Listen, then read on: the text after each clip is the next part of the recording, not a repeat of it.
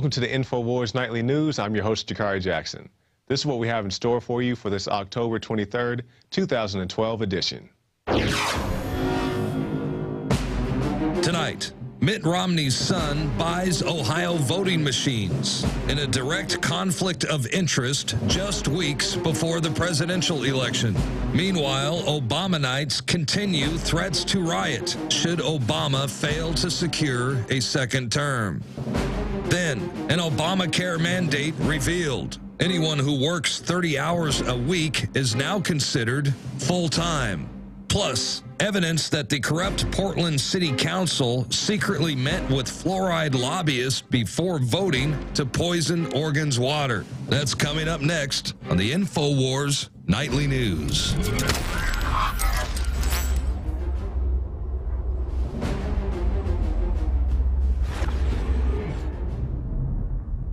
Welcome back. Top story headline: Obama supporters continue threats to riot, assassinate Romney. Now you can see we're top linked right there on Drudge. Another continuation of the stories we've been bringing you over the past few weeks. If we can get right down to the meat, to the Twitter feeds. All right, the meat and potatoes here. Why can't someone just assassinate Romney? If Romney becomes president, I swear somebody will go assassinate his behind. And these are definitely explicit content. Let's see, if Romney wins, I'm going to assassinate his. Okay, well, Romney, I'm going to effing assassinate you. And it goes on from there. Just some more of the same that we've seen over the past few weeks. Rampant threats against Romney. We've also posted some in the past of threats against Obama, and I guess those were taken seriously. But when you have someone like Mitt Romney, who's not the presidential candidate, nobody seems to care. And definitely, I'm sure most of these are just people just with too much free time on their hands who make Twitter comments about stupid things. But like I said, if 1 out of 1,000 of these are real comments or excuse me, real threats, I mean, this is something that should be taken seriously. So we'll give you more news on that as it develops. Next story. Tag Romney investigated in Ohio electronic voting machines. Now we see here Mr. Tag Romney, this is the son of Mitt Romney, is invested in voting machines from the Hart InterCivic that is owned by, I mean, it's just so ridiculous. Tag Romney owns the voting machines in Ohio. This is like your mom judging a cutest baby contest.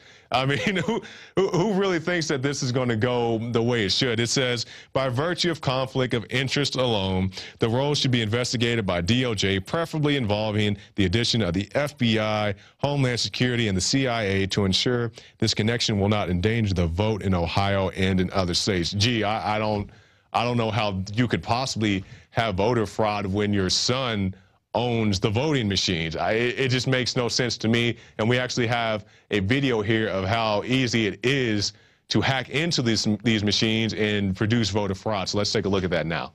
The tape shows that Benedict Arnold won the election. This result is incorrect. Malicious software stole votes from George Washington and gave them to Benedict Arnold. The voting machine was running Diebold's election software, but it was also silently running our demonstration vote-stealing software. When the election ends, the vote-stealing software can delete itself from the voting machine. No evidence remains that the machine was ever hijacked. So completely ridiculous. I mean, all these organizations, FBI, CIA, Homeland Security, all these people should really look into this. This is something that actually needs to be taken seriously. I mean, I can't believe that this is actually happening. The guy's son owns the voting machines. I mean, what else can you say about it? I'm sure there will be no voter fraud this year. Next story. Happy birthday to the 112-year-olds voting in 2012. Wow, that's an interesting graphic right there. All right, let's keep rolling. All right, already almost 1,000 of them have cast their ballot in this year's election. In 2010, more than 9,000 of the 110-year-olds voted, and many more of the 108-year-olds voted in 2008. So good going to you, all you people out there in North Carolina. I guess you got something good in the water. I guess maybe your water doesn't have fluoride in it. I don't know, maybe we can do an investigation on that. But keep voting. Okay, so y'all just keep voting out there, even if you're dead, because you know the Obama administration doesn't have any problems with you voting 2 or 3 times, 3 times, 4 times, a couple of more times. Hey, if you can get away with it, as we chronicled last week, So, yeah, quit drinking your fluoride and vote until you're dead. Next story. Obamacare mandate. Anyone who works 30-hour weeks is now full-time. Now, on the face, you may say, hey, this is a good deal. I'm a 30-hour-a-week employee or so. Maybe you work around those many hours. And you say, hey, now I can get my full-time benefits. There is a catch-22, and let's take a look at it here. A little-known section in the Obamacare health reform law defines full-time work as averaging only 30 hours per week, a definition that will affect some employers who utilize part-time workers to trim the cost of complying with Obamacare rules that says businesses with 50 or more workers must provide health insurance or pay a fine. So we see here, okay, fine, you do get your, if this applies to you, you may get these full-time benefits, but you're not going to get your full hours. You think that every day, let's say you work a 40-hour week or so, they're not going to pay you the 30 hours at regular pay and then pay you 10 hours at, overtime. That's not going to happen. They're going to hire somebody else to work those hours that you don't work anymore. So definitely be aware of that. Obamacare is taking over. So next story. Barney Frank cries foul. Government's lawsuit against J.P. Morgan. Now, this is something I definitely wasn't expecting to see. Let's take a look. Frank, the co-author of the 2010 Dodd-Frank financial reform law, said federal and state officials should reconsider holding financial firms liable for the wrongdoing of institutions they absorbed at the government's urging. So somebody is taking it upon themselves to hold these people liable, hold these banksters accountable just like everybody else. Next story. CIA chiefs face arrest over horrific evidence of bloody video game sorties by drone pilots. The Mail on Sunday reveals shocking new evidence of the full horrific impact of U.S. drone attacks in Pakistan. A damning dossier assembled from exhaustive research into the strikes of targets set out in heartbreaking detail the deaths of teachers, students, and Pakistani policemen. It also describes how bereaved relatives are forced to gather their loved ones' dismembered body parts in the aftermath of strikes. Wow, that's pretty serious information right there. I mean, you have to pick up, I guess the drone hit your dad, and you can see the shocking images right there of people hit by these drones. But to say that you, a family member, have to go out and collect the body parts of your own loved one is definitely horrific, to say the least. Let's look more into the article. We have statements from a further 82 victims' families relating to more than 30 drone strikes. This is our only hope of justice, said human rights lawyer Shahzad Akbar. If the judge grants Mr. Akbar's petition, an international arrest warrant will be issued via Interpol against the two Americans, the two CIA operatives, and I definitely hope that they do get a chance to hold these people accountable. We've seen reports of the CIA saying they need more drones. I mean, why? So you can go ruin more families, and we actually have that pulled up.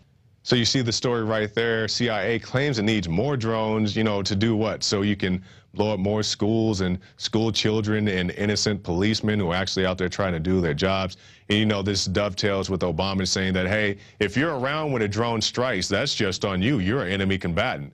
So I don't know why these people claim they need more drones. It's just more surveillance. And as we always say, it's not just for those people over there.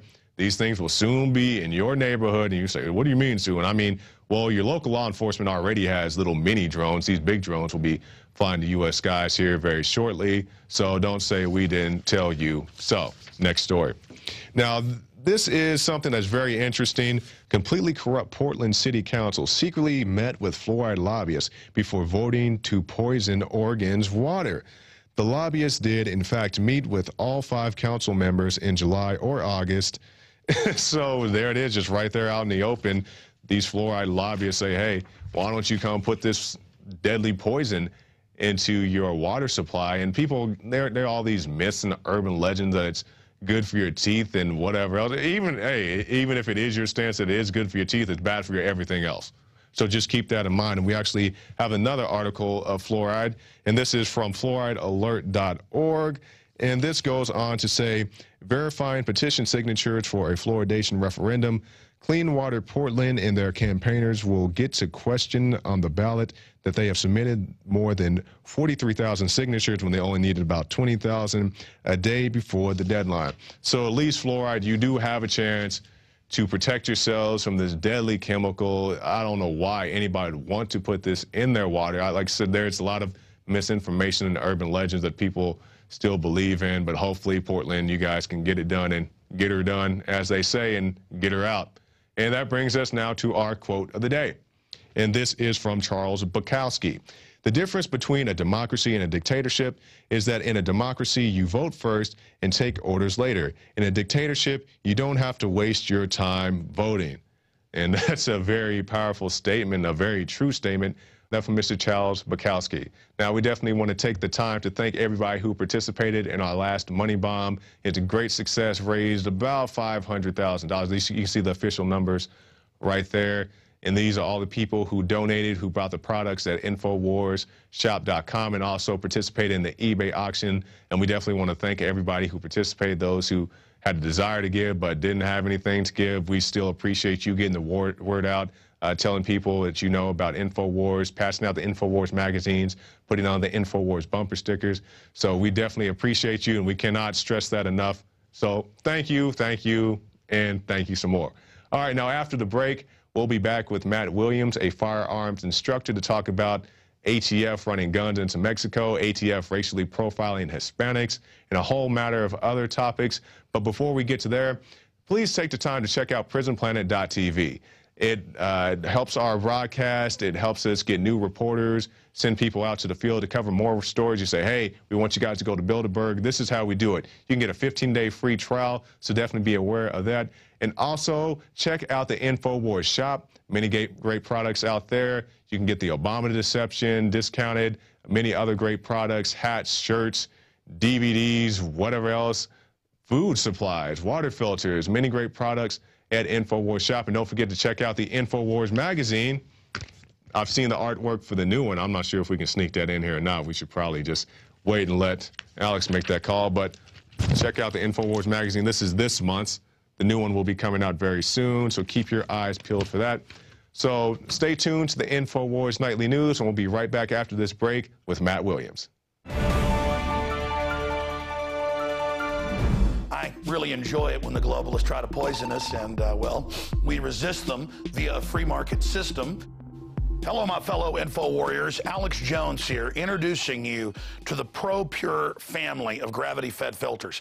Now, you know that the globalists are filling our water with radioactive isotopes, fluoride, lead, mercury, arsenic. And one of the few systems that can efficiently and economically remove or reduce down to non-detectable levels these poisons are gravity-fed filters. And ProPure is the top of the line. Their filters are impregnated with silver, a natural antibiotic.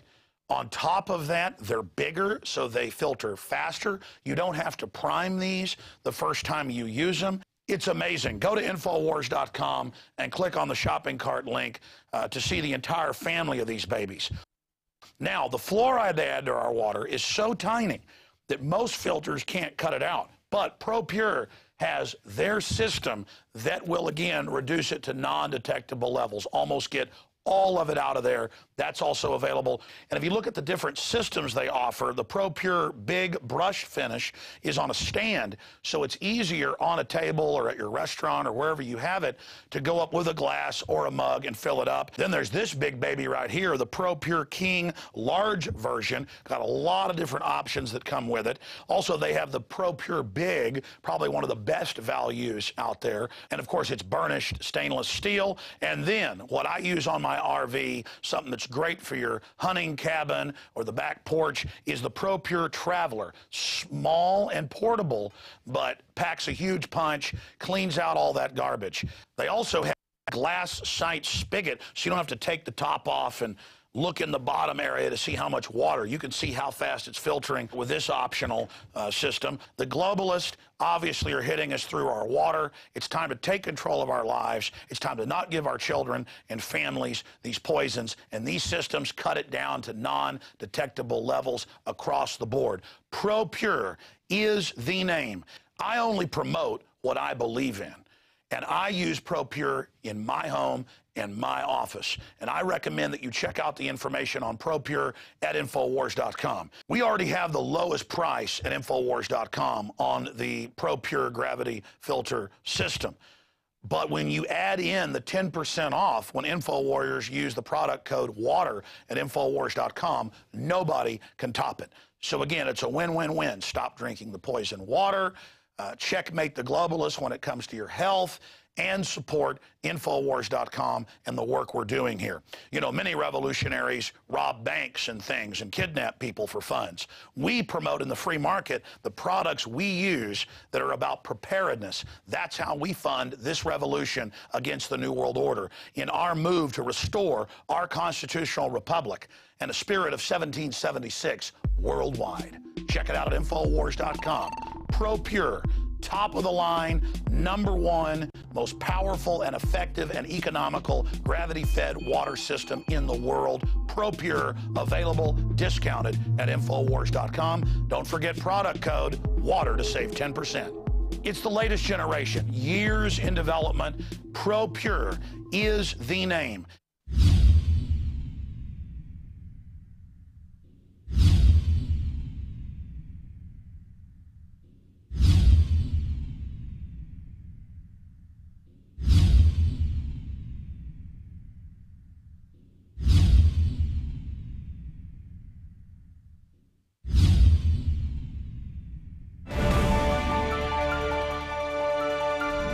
What we need to do is change the way in which people think about guns, especially young people. One thing that I think is clear with young people and with adults as well is that we just have to be repetitive about this. It's not enough to simply have a catchy ad on a Monday and then only do it every Monday. We need to do this every day of the week and just really brainwash people into thinking about guns in a vastly different way. And welcome back. Our guest tonight is Matthew Williams, firearms instructor and armorer for gunfightersclinic.com. We'll be discussing ATF Fast and Furious and also the ATF's racial profiling of Hispanic gun owners. He joins us now in studio. Thanks for joining us, Matt. Thank you. All right, Matt. Now, one thing we wanted to talk about last time we started this interview back on the Money Bomb was the ATF's racial profiling of Hispanic gun owners, and this is something that you're very adamant about. Can you tell us why? Well, most importantly, my kids are part We have the Latino. document right here, guys. My children are part Latino, and you know, I've been looking at these forums all of about a little bit over 20 years. Mm-hmm. And I've always been bothered about it because racism is always a big issue in our country. Right. And it's blown up out of a proportion because, frankly, the majority of it's sort of died out. You know, I think we've all come to realize, especially after 9/11, that we're all brothers. Oh, yeah. And, you know, the only thing that, in my eyes, that keeps perpetuating it outside of, you know, backwoods people is government forums, always asking what our race is. Mm-hmm. And they fall down on demographics and stuff like that, and they start providing that as an acceptable answer. And it's not. You know, at the end of the day, we should all be known as Americans. So that was my first problem with it. Second problem is when I recently went to go purchase a handgun, I noticed that Section 10 was split into Section 10A and B, separating Latinos from the other demographics that they want you to identify with. Yes. And it's almost had it like Latinos and Hispanics were no longer a race. That's the way they made it appear. And it's a little disgusting that our own government, who preaches equality, would actually take it to a level that I knew it was from the get-go, is something that was discriminating. I later found out, after talking to a few people, that the reason why they do that is so they can cross-reference it with what's called the Mexican cartel database. Okay. So my huge question is now, are they giving U.S. citizens information over to the Mexican government? I mean, to check our validity as Americans? That's what it sounds like. It's exactly what it sounds like, and that scares the hell out of me. I mean, because frankly, we have a big issue with the globalism and us losing our sovereignty. But under these kinds of circumstances, it's gone. Right. It's just gone. I mean, at this point, we're providing information on our private citizens to a foreign entity. If that doesn't terrify people, nothing will. So now these potential cartel members, you know, they have these checks in balance. So I wouldn't even say in balance. They're racially profiling people, you know, cross-referencing with these cartel members. So, I mean, potentially, it sounds like to me a cartel member could use this cross-reference and possibly steal somebody's identity, or for any other reason. You know, multiple reasons. This is information that should not be given out to anybody, you know, let alone some foreign entity and potentially a dangerous suspect. Right. And frankly, I mean, a lot of people in the private sector, they look at the war on drugs in Mexico, and they have a huge failure to identify who the bad guy really is. Right. Is it the Mexican government, which has been corrupt since the inception of the country, or is it the cartels? You know, and obviously the cartels are doing illegal activities. They're doing brutal acts that make Al-Qaeda look like kitty cats. But at the same time, they're facing and fighting a very, very corrupt government with a long history of that said corruption, regardless of who gets into office. Right. So here we are dealing with them, trying to make friends with them because they're our neighbors and because there is a large populace of Hispanics here who want to see that happen. Right. But at the end of the day, they are criticizing our laws, like, for instance, to check for ID. Sure. Meanwhile, if you go to Mexico, if you don't have ID, that's imprisonment instantaneously. So the laws that we've proposed here are already in place there and more severe. So, you know, you sort of look at it as some sort of balanced agreement, and there is no balance. And matter of fact, now we're giving over U.S. citizens information over to this government so they can check to see if our citizens are criminals, when we should be knowing this. Yes. We should be on top of this. That's exactly right. And we see things like Obama giving driver's licenses and work visas to illegal immigrants. You know, we see racial profiling in Arizona, where they can pull you over if you, well, they say they're not racial profiling, but how else can you, this guy looks Hispanic, let's pull him over and check his papers. You know, they can pull you over and check your papers now. Right. You know, like this is Nazi Germany or something. It's a complete violation of people's civil rights. This is also to give U.S. citizen information over to a foreign entity. Right. Well, I mean, the government's real popular about making laws and making requirements, but then they lack on the enforcement end until it becomes a problem. Right. And then people start asking for reform and new laws to be created. They don't need new laws. They need someone to enforce the existing laws. And they don't do it for political maneuvers. And that's disgusting. I mean, we have people, we have paid actors running our country. That's what it boils down to. And these people just have no regard for the American populace. They wish to appease foreign entities before their own people. They wish to bail out large private corporations with our money. Well, when this money is paid back, does that mean that we get 2 or 3 years of tax-free lifestyles? No. So where does that money go? Right. We're being robbed by our own government. The people that we, the people, should be in power, we've been pirated. We've been hijacked. And it's not something that happened with Obama. It's just something that's being continued with him. Right. And now he's talking about banning cheap guns. Well, for Lord's sake, you know, the government buys the very best of what money can buy. So what parameters is he defining for a cheap gun? Under $1,000? Because anything under $1,000, that's about 95% of the gun market. Right. Semi-auto? Well, semi-auto technology has boosted it to the point where a revolver is competitively a joke in comparison to a semi-auto. Semi-auto is the new mainstay.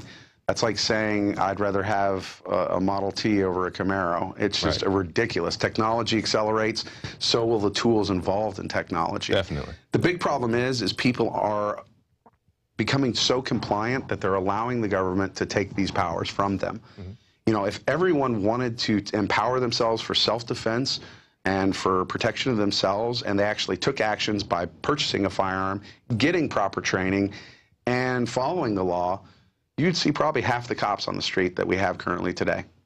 And the fact of the matter is there are too many people who are begging for someone to help them. And, you know, looking at the government as a solution as opposed to what they really are, a glorified property management company. That's exactly right. Now, you touched on something of Obama wanting to ban certain firearms, semi-automatics, and we have this article right here. Headline, Obama calls for gun bans, but Nanny B wants more.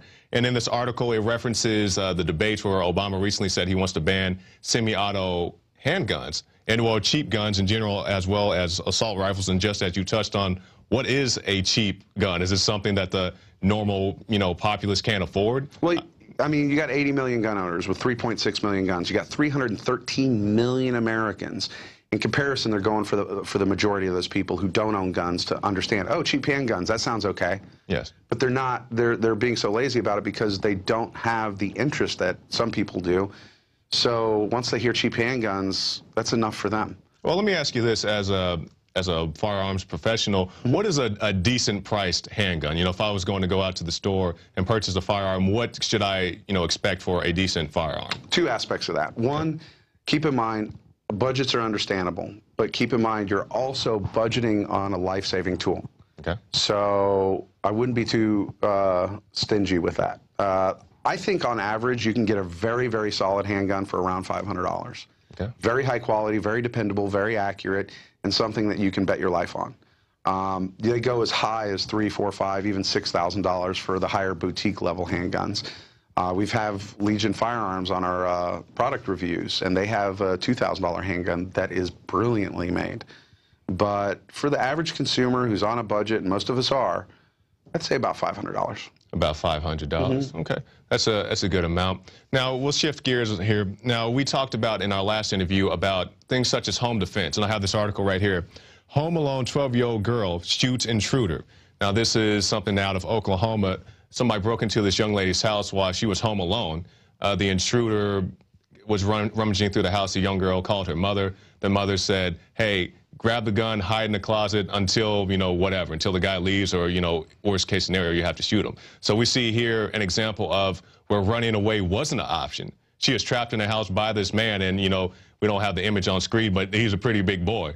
She's, 12 years old, 12-year-old build. So the man came to open the closet where she was, and she shot through the door and shot the suspect. Right.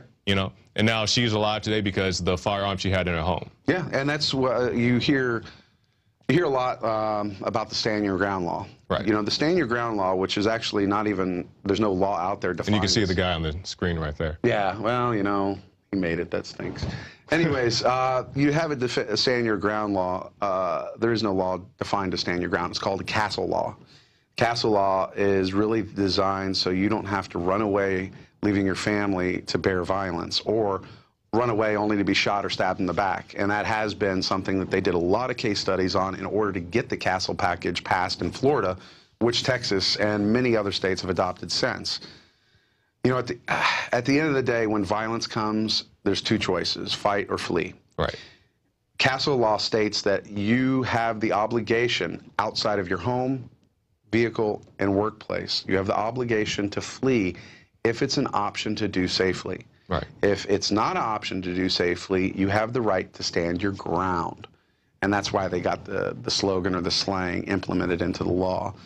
But yeah, it's that package that is saving so many lives. You take gun rights away from people, you will reinforce crime. Cops are incapable of solving and eliminating crime. They never will be able to be up to the task. Yes. Matter of fact, it's the only job where you'll actually fail every day to come back to a harder job the next. So the fact that a lot of people, they give cops a hard time, I can understand there being plenty of cops out there that deserve it. But there's most of these men who actually do an outstanding job. It's the whole, I don't know how to say, the conveyor belts, so to speak. But that's another topic. I mean, another time we can get into police state and we can have a lot of fun with that. But well, take a minute. Do you have any thoughts off the top of your head? Well, I mean, the police state, it's basically gang mentality. These guys join it for a noble cause. Some rookie makes a mistake, his supervisor covers them. Down the road, the supervisor makes a bigger mistake. The rookie at that point feels obligated to cover him. Now they're creating exactly what the Latin Kings have, gang mentality. Right. Now you have supervisors, commandants, and police chiefs that are demanding and actually implementing quotas for them to unlawfully make arrests. For instance, your good old mayor, well, not yours, but Mayor Bloomberg. He's asked for these case 250s, where it's basically pulling up, looking at anyone you decide and searching them, stopping and searching them. Mm-hmm. And there's been a lot of reports, even some of the NYPD police officers who have came out and said, yeah, I'm being forced to it. They've even showed recordings where a supervisor says, yeah, I had a hard time doing it at first, but after I did a couple, I got used to it and everything's okay. Mm-hmm. And the fact of the matter is people are not in uproar about this. Right. They're like, oh, someone's on the case. Well, the people on the case are usually the ones who are bought and sold first. Yes. So there's a huge problem with that in a lot of large cities. And it's not all departments, but it is some of the biggest ones. Definitely. And no one's going to do anything about it. And that's what just, honestly, it's just sad. Now, we'll shift gears back to the ATF. Now, we've seen testimony of Eric Holder, where he says that, yes, there were different components involved with the Fast and Furious scandal, but he didn't know anything about it. So let's take a look at that clip now. You do not have what this program was supposed to produce. You don't have the kingpins. You don't have the places it went. The Justice Department is basically guilty of allowing weapons to kill Americans and Mexicans. But I'm going to take great exception to what you just said. The notion that somehow or other this Justice Department is responsible for those deaths that you mentioned, that assertion is offensive. And I want to tell you that. But what if it's accurate, Mr. Attorney General? See in this clip that Eric Holder, he said, yes, there were deaths, but the Justice Department wasn't involved in those deaths. This is a wrongful suit, as he claims, even though the ATF ran thousands of guns into Mexico. They say these are just, straw purchases from mom and pop shops. They don't sell explosives at mom and pop shops. They're trying to make it seem like people just went to the pawn shop, bought a few pistols, maybe a few rifles, some shotguns, and shipped them over the border. That definitely was not the case. There were, explosives, grenades, other ordnance that was found. Americans were killed, as well as many, many more Mexicans were killed in this, and nobody wants to be held accountable. Eric Holder was actually he got off pretty easy during this investigation. So, what are your thoughts about that, Matthew Williams? I got quite a bit of thoughts about that. Basically, there's a lot of problems. What they're doing is they're buying, let's say, hypothetically, that an individual with corrupt intentions goes to a firearm store here and buys a civilian version of an M4, which is basically what our soldiers are carrying currently. This is a semi-automatic weapon. Right. It blows my mind that automatically they're telling me that this is converting into full auto when it crosses the border. It's not the case. What is happening, and they're not telling you, is that currently we have the highest rated gang-affiliated soldiers in the United States Armed Forces. Right. And I can guarantee you can go on to these bases, talk to these guys, and with the right amount of money, get the parts necessary to convert these parts. Or these guns. Now, how simple is it to convert a semi-automatic rifle to a fully automatic? 15 minutes. For M4, it's a matter of changing out a couple pins, throwing a new trigger kit, and drop a sear in it. It's full auto. Oh, and the bolt carrier. So you're talking 15 minutes if you're half asleep. So this isn't anything it's difficult to do, something that criminal wouldn't, think twice. And it's an unregistered part. It's not something that they track. It's not something that the Army tracks, and it's not something that the Army or the U.S. Marines is willing to take accountable right now. They are having enough fire going under it. And I don't want to bash them. I love our armed forces. Right. But at the same time, we have lowered the standards so low for military personnel in order to fill these stopgaps overseas that we've allowed some of the most sinister people into the military, gave them basically the training efficiently to kill another human being, and then put them back on the same streets where they came from. And in this economy, guess what they're doing for a living? Yeah. So, at the end of the day, you have gang members in Southern California that know how to slice the pie. Slice of the pie is where you're stepping back from a corner and actually utilizing your weapon and coming around the corner. So anyone on that other side has no prayer of defense. And you have police officers that aren't trained to handle this, which of course is justifying the police training that they're doing. This is all job security. This is all it is them giving us a reason of why they need to exist. We don't want terrorists in the country. Well, how come TSA is not as aggressive on international flights as they are with me when I fly from Austin to Dallas? Right. I don't have explosives in my pocket. I got in an argument in El Paso because I bought my kids a bullwhip. And they're like, yeah, this is a weapon. And I'm like, have you been in a plane lately? I need 10 feet to crack this thing. Yeah. And he's all like, what are you, a horse jockey? And then I'm looking at myself, I'm 220 pounds. A horse cries when he sees me. So at this point, I'm trying to convey to this guy, if this is a weapon, you should put it on your list. You can't arbitrarily just say this. This is something for my kids. Right. And it's just not the case. They want to justify their actions. They want to justify their jobs because, frankly, if we disband all these organizations, you think 10% unemployment's bad? You're going to watch it go through the roof. Exactly. And, frankly, it needs to. We need to start creating more jobs statesides with American industry, not with bigger government. Right. Now, on the printable gun front, like I said, we touched on this also in our last interview. We see an example of a young man who took a piece of technology, and for our viewers, there is a 3D print technology where you can print solid objects, not just a piece of paper, but you could, let's say you want to print a brick. You can put in the proper materials and print a brick. This young man took the raw materials to make a firearm this technology was stripped from him and given to defense contractors. Do you have any thoughts about that? Yeah, it was just, the squashing of the little guy. Right now there's a group called Freedom Group, and Freedom Group has purchased out all the major manufacturers of firearms in the United States, as well as some Class 3 manufacturers that do suppressors and silencers and such. This is alarming because all it takes is one anti-gun board member to get in there with controlling shares, and 90% of the gun industry in America goes away overnight. That would terrify me. But the 3D printing company, I think it was Strateris or something like that, something to that effect, I can't recall, and I apologize, but that company is in bed with all these companies. They are providing those printers for those companies. And because they have that strong relationship with those companies, you can best assured that their attorneys do know the law. So they were stipulating in that letter back to the young man who had developed those programs that it was in their opinion that it was in violation of law. Well, here's the thing.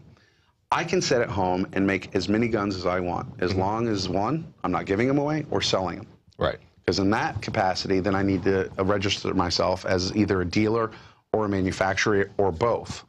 In which case, he wasn't. He was doing prototypes of a design he wanted to offer free. Right. And I thought it was a brilliant idea. I thought it was something that really give the firearms industry a boost and bring in a newer technology at first. And then, after investigating everything, we found out that Remington and a lot of other companies, Knight's Armament and everything else, were actually using these printers for the exact same reason, giving it the appearance that this company just simply doesn't want the little guy to succeed. Right. Very excellent point. Now, if I could shift gears once again. Now, I've actually had a chance to take some of your classes, your concealed carry classes. Yes. And one of the things I was very impressed with is you said, we came to a certain part in our shooting, and you said if you can't pass this part of the assessment, you shouldn't carry a gun. And that's what a lot of people think. They think, oh, you're pro-gun. They think everybody should have a gun. If you're crazy, if you're drunk, just run around and shoot up people like, Yosemite Sam. But you said, no, these are some basic skills that you need to have. If you can't hit this target 9 feet in front of you with this amount of accuracy, you shouldn't carry a firearm. And that is very impressive to me. Can you explain a little bit about that? Because a lot of people look at concealed carry, they think these are just a bunch of cowboys and vigilantes running around on the streets. Well, I mean, and a lot of people with the current political climate, you're pulling people out of the woodwork who've never even fired a gun, who want to exercise their rights. My problem with that is instead of coming to a private training course or even a basic gun class, they're going straight to the concealed handgun license because they want to get it before their rights are stripped. The problem with that is, and I'm required by the state of Texas to teach a certain level of curriculum. All my curriculum state approved. And they give me a little leeway in some areas, but they're very adamant about me not being able to make a judgment call and reject people. I literally, by state law, cannot reject someone. So if some guy came in and said he was with Al-Qaeda, I got to train him by law. Now, granted, I can contact DPS and let them know of the individual and they'll further investigate it. But, sometimes that's playing with scissors too. The fact of the matter is people, if they don't have any experience, they need to get experience. Can they pass a test without never having to fire a gun? Yes. DPS lowers the requirements so low that, and they did this on purpose not to infringe on Second Amendment rights, but they do distill it in there because they don't want what they call mentally defective people or chemically dependent people with this license. It has nothing to do with buying a gun. It has to do with carrying it on the streets. And frankly, I don't care if you're a good guy or not. Once your bullet comes my way, my bullets are going to come your way. Right. And the difference is I'm not going to miss. So I try to evaluate people and let them know, listen, if you can't clear a malfunction, if you can't load a pistol, if you can't hit your target, you don't want to carry a gun, because what's going to end up happening is you're going to go for your weapon and you're going to hesitate, and that hesitation is going to get you killed. Exactly. So that's one point. The other aspect of it is, yes, I see the urgency, but don't cheat yourself. You are purchasing a tool that is designed to take life. There's no other every other intention that it's used for is secondary. Right. These were invented over 500 years ago, and they were designed to take life. And it sounds almost redundant, but you train good people to do bad things to bad people, because at the end of the day, who do you want to survive? Right. So what tips would you give to anybody who wanted to go out and purchase a firearm, maybe a first-time buyer, any type of firearm, a pistol, shotgun, rifle? what advice would you give to somebody, a first-time buyer? Well, the first thing I would say is find something that is of high quality within your budget. I do your homework as far as pricing. Check with your local dealers, see what they have in stock. See if a local range has many of these for rental guns so you can actually go out and shoot these things. Right. Sort of get a feel of it. It's much like the old story of Excalibur, you know, the sword and stone. You know, when you grab your gun, it's going to feel right in your hand. It's going to just sort of, it's the angle of the grip, it's the grip texture, all that comes into play. That's very confidence building, and confidence is 50% of shooting. So there's that. The other aspect of it is once you do have your firearm, don't go out to the range with a box of ammo saying, I'm going to shoot at that piece of paper until it's all gone. Right. Go out there with a plan. You know, I'm going to shoot at 7 yards today. I'm going to keep 2 to 3 second increments between shots, and my goal is to have a 3-inch group. All right? And when you achieve that, have another goal to accelerate with. Always have a range goal. And if you don't know how to develop them, there are instructors everywhere that are willing to help. Granted for a price, but this is what we're in the business for. Right. And trust me, with what we can teach you in a half hour or an hour, it'll take you a year to learn.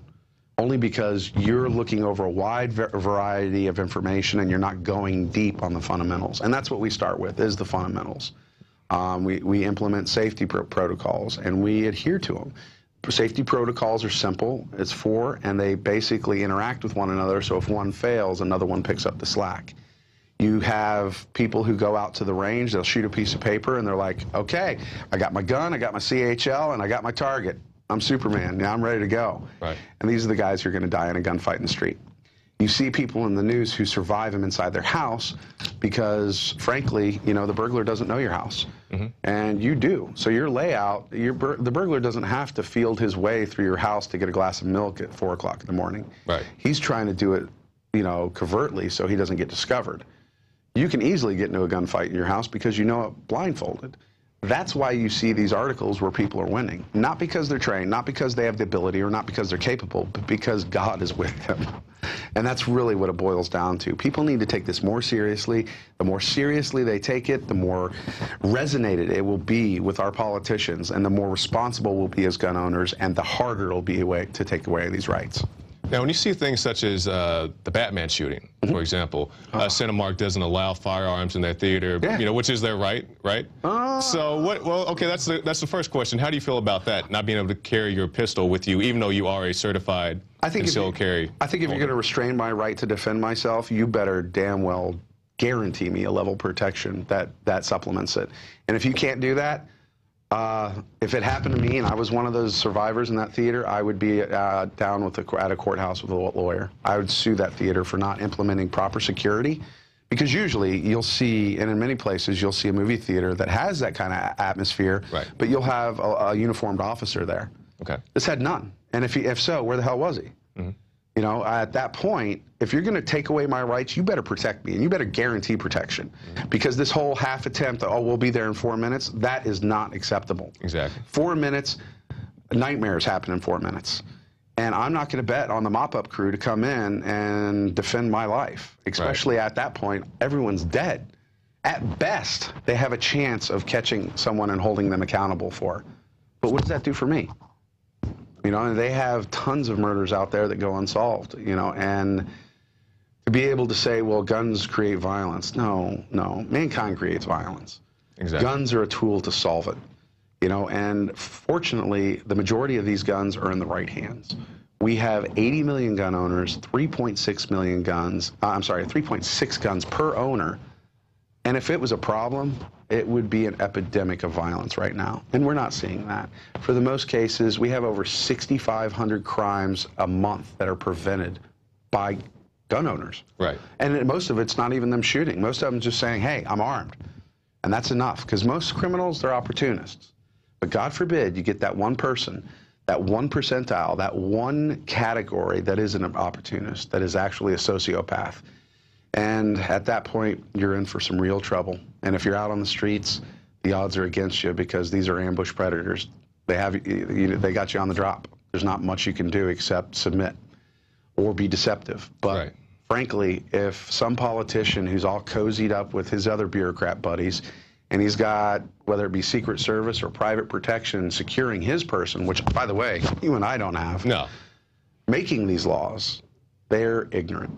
They are not even being susceptible to the same environment we are, and they're making decisions based on our environment, and most importantly, our constitutional right that was designed to keep them in line. It's flabbergasting. Flabbergasting. All right, final thoughts, Matthew Williams. Final thoughts, we need to clean up. We need to take action. You need to get out there, write a letter to your congressman, write a letter to your legislatures. Let them know that gun rights are not optional. They are required. Limiting us to having weapons only gives them more power. You want to solidify government? Take away our rights. It'll solidify it, and then before you know it, you'll have nothing left. You know, if we don't do anything, this will end up like George Orwell's 1984. We will see changes that will rob us. And folks, we're already being harvested. It's time to stand your ground. And if you're not going to do it, no one is. And we will lose. So please take it seriously. God bless. All right, Matthew Williams, thank you for your time, sir. All right, God bless you, buddy. All right, and there's our guest for the night, Matthew Williams, and be sure to check him out, gunfightersclinic.com. He does concealed carry as well as tactical training. I'm trying to get him to get back into that. Mike Adams said he may check that out as well. But what you need to check out is prisonplanet.tv. Get yourself a free 15-day trial, a lot of great stuff on there, all the archives, nightly news, Alex Jones radio show, the rants, a lot of good stuff, ebooks, all that good stuff. And also check out the InfoWars shop. There's a lot of great things that are still on sale from the past money bomb, so definitely look into that. Get yourself a t-shirt, InfoWars hats, beanies, flags, autographed things from Alex himself. So look into that. And also Planet InfoWars. Connect with other great patriots such as yourself. Learn hunting, fishing, dating, all kinds of great stuff on there. So be sure to check that out. And we also want to thank all of you who supported us during our last money bomb. It was a great success. And we appreciate you staying up till 3, 4, 5, 6, whatever time it was to watch our broadcast, a 48-hour broadcast. You saw my interview with Matt as well as with some of the guys, some of the crew. So we definitely appreciate you for that. So that's it for the InfoWars Nightly News. I'm Jakari Jackson, and we'll see you next time.